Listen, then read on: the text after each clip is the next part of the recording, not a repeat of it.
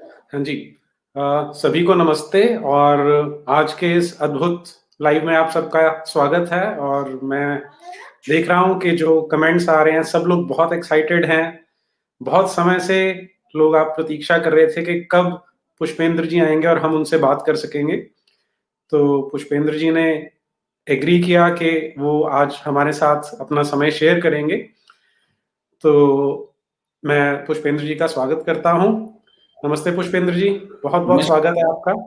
आपके सारे दर्शकों को, आपके सारी टीम को और आपके परिवार को आने वाला नया साल अच्छा हो और हम लोग जो हैं, जो पिछले साल भर से घरों से बैठ कर के देश भर से कनेक्ट हो रहे हैं, हम लोग दोबारा से फिर फील्ड में उतरें। आप सबका जी, बहुत धन्यवाद, शुक्रिया। और जी। नीरज भाई, आप तो ने जो कर रहे हैं वो तो कमाल ही कर रहे हैं। और जो जिसे कहते हैं ना कि एकेडमिक वर्क, वो सबसे टफ काम होता है जो आप कर रहे हैं। हम लोग अ, तो भाषण देते हैं, लेकिन जो आपका काम है वो बहुत टफ है और उससे हम लोगों को बेसलाइन मिलती है और उसमें से कुछ-कुछ हम लोग पिक कर लेते हैं। हाँ, पुष्पेंद्र जी पता क्या है? मुझे ऐसा लगता है कि आपने जो अलख जगानी शुरू की है, जो आपके अंदर थी और वो जिस तरह से आपने कम्युनिकेट की है लोगों में, वो तो मुझे लगता है कि सरस्वती माँ की कृपा होती है तभी हो पाता है। पता नहीं, मैं नीरज भाई, आप तो जानते हैं, मैं तो हमेशा यही कहता हूँ कि कोई ताकत है जो मुझसे करा रही है। नहीं, मेरी कोई हैसियत नहीं थी सर, मैं तो हाँ, बस अब सिंपल सा एक पत्रकार था, वही करता रहता मैं। जी।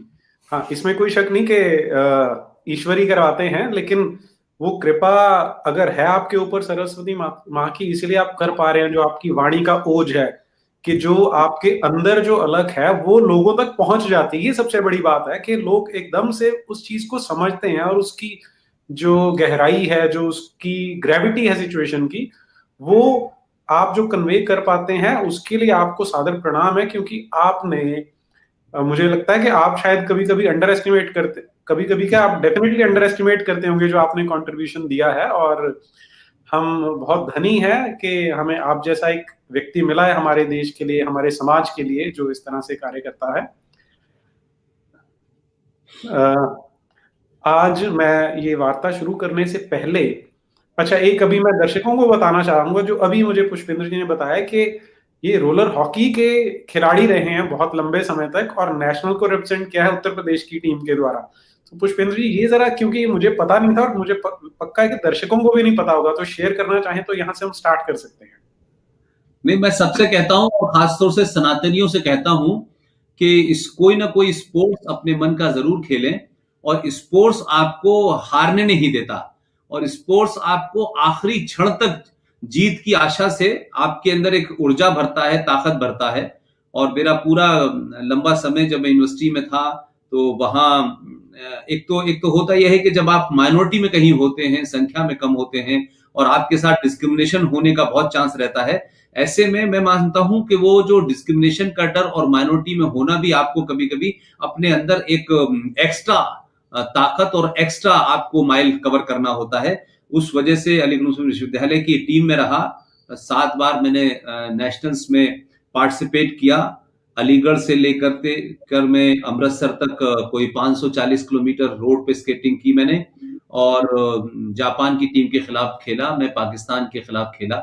और वो दौर था और उसकी वजह से शायद ये वजह है कि जो कुछ मैं आज कर पा रहा हूँ, उस वजह से मेरे अंदर एक शुरू से जिसे कहते हैं कि मैं हार नहीं मानता आसानी से।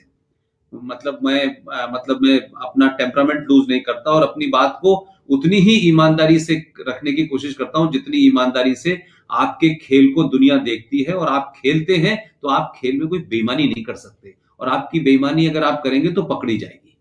तो शायद ये वही बैकग्राउंड है जिसकी वजह से मैंने कोई भी बात बिना तथ्यों के मैंने कभी नहीं कही। और शायद हर बात को मैं किसी न किसी के रेफरेंस से ज़रूर बोलता हूँ, ताकि लोगों को कहीं इसमें ये ना हो कि ये बात कह तो दी है, लेकिन इसकी कहीं कोई उनको कोई प्रूफ नहीं है, कोई रेफरेंस नहीं है। तो कुछ स्पोर्ट्स एक लंबा समय तक रहा। अवत्री भाई ने पूछा तो मैंने बता दिया, नहीं तो ये चीज़ें बहुत पुरानी हो गई। जी, जी। क्योंकि दर्शक जानना चाहते हैं ना कि जो व्यक्तित्व है पुष्पेंद्र कुलश्रेष्ठ नाम के कि उनको पुष्पेंद्र कुलश्रेष्ठ कैसे बने हैं। तो कुछ चीज़ें हम जानते हैं, तो ये इस तरह की जो चीज़ें वो हमें एक इनसाइट देती हैं आपके बारे में। Correct, correct, correct, correct. I agree, I agree. जी। पुष्पेंद्र जी, जो आज हमारा जो विषय है कि क्योंकि कल 6 दिसंबर आने वाली है जिसे शौर्य दिवस कहा जाता है, जी। तो अब कई लोग इसको अलग अलग ढंग से देखते हैं। कुछ लोगों का कहना है कि इसमें शौर्य नाम की तो कोई चीज है ही नहीं, कि हम्म। आपने एक ढांचे को तोड़ दिया तो उसे आप शौर्य क्यों, किस हिसाब से उसको शौर्य कह सकते हैं? हम्म। हम्म। जी। देखिए, देखिए, आपका प्रश्न जो है बड़ा वाजिब है, और जो सवाल उठाते हैं उनका भी वाजिब है। क्योंकि कभी-कभी होता यह है कि हमारे देश में जो पिछले काफ़ी समय से नैरेटिव बने हैं, उसमें ये माना ही गया था कि करीब-करीब पूरे यहाँ मुगल आए, पुर्तगाली आए, अंग्रेज़ आए, तमाम सारे लोग आते रहे, और भारत एक तरीके से जो दुनिया में जिसका ज्ञान, विज्ञान, जिसकी आप कह सकते हैं संस्कृति फैली हुई थी, जहाँ दुनिया लोहा मानती थी, वो उस परंपरा के लोग, उस संस्कृति के लोग इतने दीनहीन कैसे हो गए कि आपके ऊपर लुटेरों ने राज किया, गुलामों ने राज किया, और दुनिया ने में शायद समझते हैं सबसे ज्यादा लोगों ने आपके ऊपर राज किया। और फिर आप 1947 आ गया, और फिर उसके बाद में ये 6 दिसंबर की घटना घटी। तो जो लोग ये कहते हैं, मैं उसमें कुछ हद तक इसलिए मानने को तैयार हूं कि देखिए, आप इस देश में मेजॉरिटी में हैं, सत्ता में हिंदू हैं, व्यवस्था में हिंदू हैं, सेना में हिंदू हैं, कोर्ट में हिंदू हैं, तमाम सब कुछ आपका था। तब भी जो जायज बात थी, जो जायज चीजें थी, उसके लेने के लिए आपको 500-500 साल तक लड़ना पड़ा, फिर कोर्ट में आप गए, तो वो तो सब बात की बात है। तो ये जो 6 दिसंबर की घटना को अगर मैं ये कहूं कि कभी कभी आपके अंदर, जैसे मैं स्पोर्ट्स का अगर हवाला दूं, कि आप लंबे समय तक हारते रहें और खेल में कुछ समय बाकी हो, तो आप जब उस खेल को जीतने के लिए कोई नई टैक्टिस अपनाते हैं, तो फिर वो जायज मानी जाती है। क्योंकि खेल को जीतने के लिए आपकी टैक्टिस बदल सकती है, आपकी रणनीति बदल सकती है, लेकिन अगर खेल के नियम ही ये हैं, क्योंकि ये जो कुछ हुआ था, ये किसी नियम के तहत नहीं तोड़ी गई थी, किसी सरकार से परमिशन लेके, कोर्ट की परमिशन लेकर के इस मंदिर को तोड़ के मस्जिद नहीं बनाया गया था। कुछ लुटेरे आए थे, उन लुटेरों ने अपनी ताकत के बल पर आपके आराध्य देवता मर्यादा पुरुषोत्तम राम की उस जगह को उन्होंने तोड़ा, और वो तोड़ा ही नहीं, बल्कि तोड़ करके आने वाली नस्लों के सामने वो ये छोड़ के गए, ताकि जितनी भी नस्लें पैदा हों, उनको इस बात का एहसास रहे कि इनके पूर्वज गुलाम थे, इनकी औरतें उनके हरम का हिस्सा थीं, और इनके मंदिरों को बचाने के लिए इतनी सारी मेजॉरिटी थी, तब भी कोई उसको रोक नहीं पाया। तो हमेशा एक घटना से कई घटना कनेक्टेड होती हैं। तो मैं मानता हूं कि उस जमाने 30 से 40 हजार जो मंदिर तोड़े गए, चाहे आप ये देखें कि मथुरा के अंदर कृष्ण जन्मभूमि का मामला है, ईदगाह मस्जिद का मामला है, चाहे बाबा विश्वनाथ के मंदिर को खंडित करके वहां नंदी अलग डायरेक्शन में है और भोले बाबा अलग डायरेक्शन में है, तो हमने कभी भी अपने उस पुरुषार्थ को, जो कई लंबे समय की गुलामी के कारण शायद छूट गया था, अगर उसकी शुरुआत, अगर उस पुरुषार्थ को एहसास कर अगर हो गया था, और तो उसमें मैं मानता हूं कि इस पे जाना के साहब ये कोई बड़ी बात नहीं थी, ये तो ऐसा आप पहले भी कर, तो फिर पहले कभी क्यों नहीं हुआ? तो सवाल यह है कि अगर 6 दिसंबर को, जब केंद्र में कोई ऐसी सरकार नहीं थी जिसे आप कह सकते हैं कि वो सनातनों के मन की सरकार हो, या ऐसी सरकार हो जो उस मंदिर को हिंदुओं को दिलाने वाली सरकार हो, अगर पहली बार भारतीय राजनीति में और पहली बार भारत के समाज के अंदर किसी एक आदमी को इस तरीके से देखा जाए, क्योंकि हमें ये बताया जाता है, हमें ये समझाया जाता है कि हिंदू बहुत लालची होते हैं, छोटी छोटी चीजों पे कंप्रोमाइज कर लेते हैं, तो हिंदुओं को लेकर के एक ऐसी दीनहीन भावना बनी हुई थी इस देश के अंदर। तो आपने बिना सरकार की मदद के, कि कोई सरकार ने आपको कुछ प्रोवाइड करा दिया हो, कुछ ऐसा हो, और आप वहां गए, लेकिन मैं उस दिन को इसलिए ज्यादा इस तरीके से याद करता हूं कि कहीं से शुरुआत होनी थी। उस हजारों साल के गुलामी के उस खंडर को, जो लगातार हमारी आने वाली नस्लों के अंदर एक कुंठा पैदा करता था, उसको तोड़ने के लिए अगर कुछ, मैं मानता हूं कि भारत के संविधान, भारत की कानून व्यवस्था के हिसाब से नहीं भी हुआ, तो राष्ट्रों का पुरुषार्थ कानून से नहीं जगता है। राष्ट्रों का इतिहास कानून के कारण नहीं लिखा जाता है कि कानून में यह हुआ। मैं आज भी कहता हूं कि अगर 6 दिसंबर की घटना ना होती, तो आज सुप्रीम कोर्ट यह फैसला कभी नहीं सुना सकती थी, क्योंकि सुप्रीम कोर्ट ने अपने फैसले को वो जो बेस बनाया है कि उस ढांचे के टूटने के बाद जो चीजें निकली उस आर्कियोलॉजी की बुनियाद पे बनाया है। तो अगर ये नहीं खंडर टूटता तो ये सुप्रीम कोर्ट क्या आप समझते हैं कि भारत की सुप्रीम कोर्ट इतनी बहादुर है कि वो ये कहती कि इस ढांचे को हटाइए और नीचे से इसमें से चीजें निकालिए तब हमें ये बताया जाए? तो मैं ये मानता हूं कि जो काम भारतीय समाज को करना चाहिए था वो भारत के समाज ने बिना किसी पॉलिटिकली करेक्ट हुए, बिना किसी इस बात की, क्योंकि हमारे हिंदू समाज में सनातन में ये बड़ी एक तरीके की बीमारी है और आज भी काफी लोग इससे ग्रस्त हैं कि देखिए लोग क्या कहेंगे हमारे बारे में, हमें लोग कैसे देखेंगे। अरे भाई, दुनिया में इतिहास बहादुर लोगों का लिखा जाता है। बहुत लोग जो अपने आप को आदर्शवादी होते हैं उनका इतिहास नहीं लिखा जाता, और कोई ये नहीं पूछता है कि आपसे लोगों ने आपका राज बहुत कानून के तरीके से छीना था कि बहुत प्यार से आपसे छीना था। वो आते हैं, आप पे राज करते हैं। आज हिंदुस्तान के अंदर पूरी बर्बरता, जिसे हम कुरानिक बर्बरता कहते हैं, इस्लामिक बर्बरता कहते हैं, वो आए, उन्होंने आपके हजारों मंदिरों को लूटा। लेकिन आज क्योंकि उन्होंने लूटा और आप हारे और आप गुलाम रहे, लिहाजा इतिहास आज भी उन्हीं का ही लिखा जाता है, सड़कें उन्हीं के नाम की बनी हुई हैं। तो इतिहासकार इस बात की चिंता नहीं करता है कि वो कितना बर्बर था, वो जीता। क्योंकि हमारे यहां कहा जाता है कि युद्ध में सब कुछ जायज है, और ये हमारी संस्कृति बात अलग है कि हम हजारों साल से रहे हैं तो हम ये मानते हैं कि भाई युद्ध के भी नियम होते हैं। लेकिन ये नियम, ये आदर्श, ये कानून, ये व्यवस्था, ये जभी तक है जब समाज आदर्श हो। हम हजारों साल की परंपरा में आदर्श थे। हमारे यहां छोटी छोटी बातों पे शास्त्रार्थ होता था। हमारे यहां युद्ध भी होते थे तो सूरज डूबने के बाद युद्ध बंद हो जाते थे, फौजें अपने अपने टेंटों में चली जाती थी, एक दूसरे की मरहम पट्टी भी होती थी, फिर युद्ध होता था। यानी युद्ध के अंदर इतना जबरदस्त कानून, ऐसा ऐसा एक तरीके का कहीं कोई संविधान में नहीं लिखा था, कहीं यूएनओ को चार्टर में नहीं लिखा था, लेकिन हमारी परंपरा थी। हमारा संकट यह हुआ कि हम हजारों साल की परंपरा के बावजूद भी आज एक भीड़ तंत्र से, लुटेरों से, बलात्कारियों से हमारा सामना हो रहा है, एक जिहादियों से आपका सामना हो रहा है, जिनके लिए कोई कानून और कोई नियम है ही नहीं। वो किसी नियम को फॉलो नहीं करते। और आधुनिक भारत में देखें तो भारत के संविधान को नहीं मानते, भारत की पुलिस पे उनका विश्वास नहीं है, वो भारत की आर्मी पे उनका विश्वास नहीं है, भारत की संसद पे उन पे विश्वास नहीं है। तो वो तो आज भी जिस तरीके से उस दौर में आपने देखा, आज भी बंगलौर के अंदर एक घटना मात्र हुई, इससे पहले कानून में कोई रिपोर्ट लिखाए, कोई किसी को गिरफ्तार करे, उससे पहले उन्होंने अपना फैसला सुना दिया, 400 गाड़ियां जला दी, लोगों को मार दिया, दिल्ली में दंगा कर दिया। तो वो मनोवृत्ति आज भी है। तो अगर आज भारत को एक सभ्यता, एक आदर्श समाज की प्राप्ति करनी है तो अपने हजारों साल पुराने आदर्शों को खुटी पे लटकाना होगा, और जिस तरीके से भीड़ तंत्र से आपका सामना हो रहा है उसको वैसे ही जवाब देना होगा।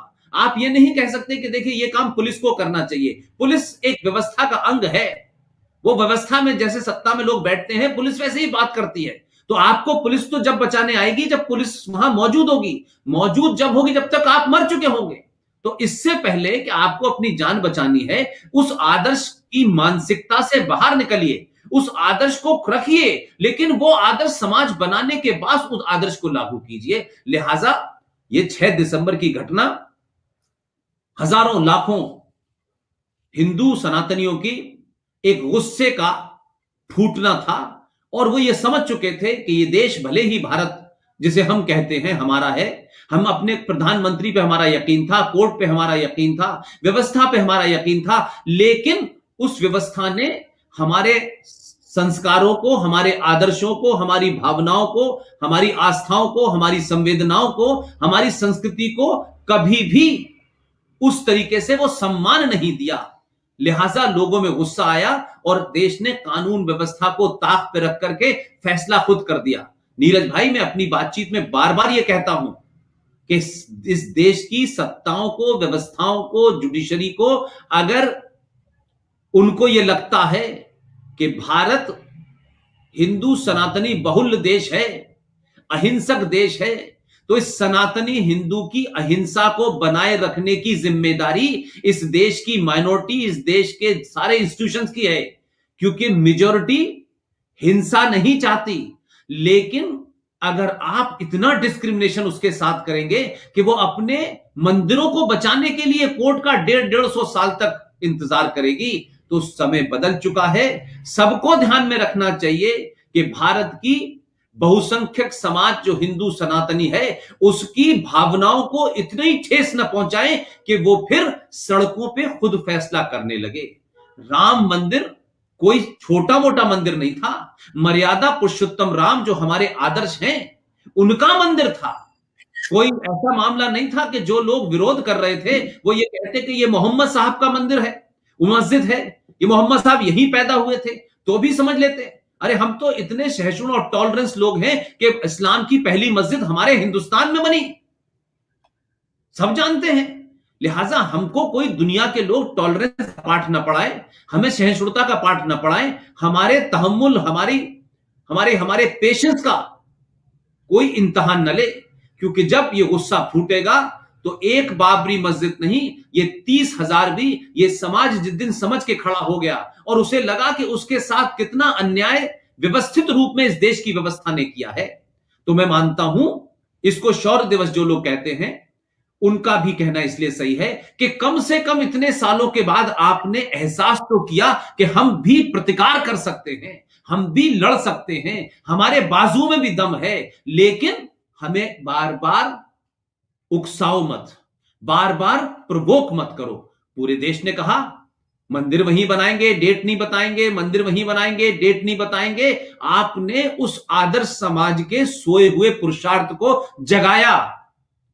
इसलिए 6 दिसंबर की घटना हुई जी। और उसमें सबसे बड़ी बात मैं कहूंगा कि जिस प्रदेश में हुई, पहली बार एक देश के मुख्यमंत्री ने, उस प्रदेश के मुख्यमंत्री ने खुले रूप में कहा, आज की भौतिकतावादी समाज और राजनीतिक सत्ता पे बैठे रहने की लालसा और लालच के बावजूद भी एक ऐसा शख्स पैदा हुआ कि उसने कहा कि भगवान राम के लिए अगर मेरी कुर्सी 1000 बार भी जाती है तो चली जाए। उसने एक मिसाल रखी इस हिंदू समाज को, उसको अपना आदर्श मानना चाहिए कि सत्ता को ठोकर मार करके उसने भगवान राम के मंदिर के लिए वो कुछ किया, चाहे वो कैसा भी था, और उसने सुप्रीम कोर्ट में खड़े होकर सजा भुगती।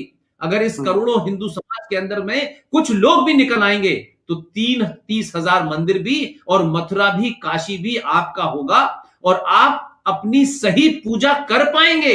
इसलिए बाबा विश्वनाथ की जो लोग पूजा करने जाते हैं वो पूजा अधूरी है, वो खंडित पूजा है। जो शिव जी के सामने नंदी होता है शास्त्रों के हिसाब से, वो नंदी नहीं है, तो आपकी पूजा नहीं हो रही। आपको अपने मंदिरों को उस विज्ञान के हिसाब से जो बने हैं उन्हें वैसे रूप में वापस लाना होगा, तब उसका फल मिलेगा। तो जो लोग आज जा रहे हैं उन्हें सोचना चाहिए कि हम एक खंडित मूर्ति की पूजा कर रहे हैं।